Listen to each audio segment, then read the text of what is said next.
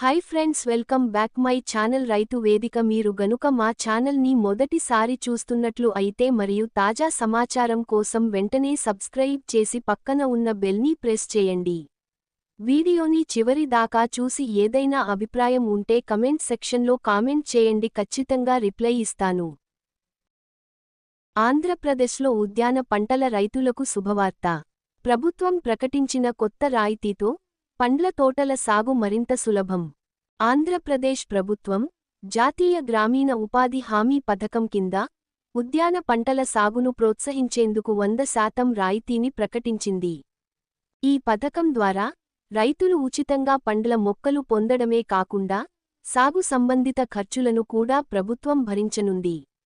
ఈ రాయితీ ముఖ్యంగా ఎస్సీ, ఎస్టీ, చిన్న, సన్నకారు రైతులకు వర్తిస్తుంది.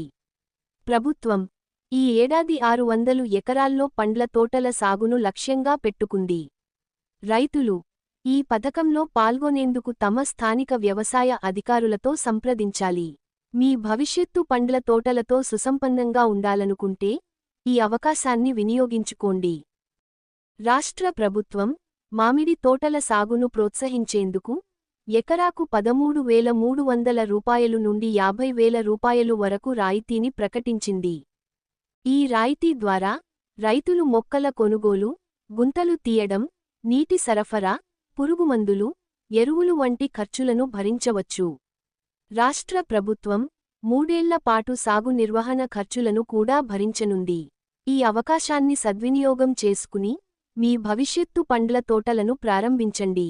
ఈ పథకంలో పాల్గొనేందుకు 5 ఎకరాల వరకు భూమి ఉన్న రైతులు, ఉపాధి హామీ కార్డు కలిగిన వారు అర్హులు.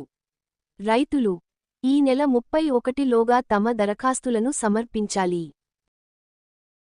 సో ఫ్రెండ్స్, ఇలాంటి మరికొన్ని కేంద్ర ప్రభుత్వ పథకాలు, రాష్ట్ర ప్రభుత్వ పథకాల గురించి రోజువారీ సమాచారాన్ని పొందడానికి సబ్స్క్రైబ్ చేసి డైలీ వాచ్ చేయండి. Thank you friends.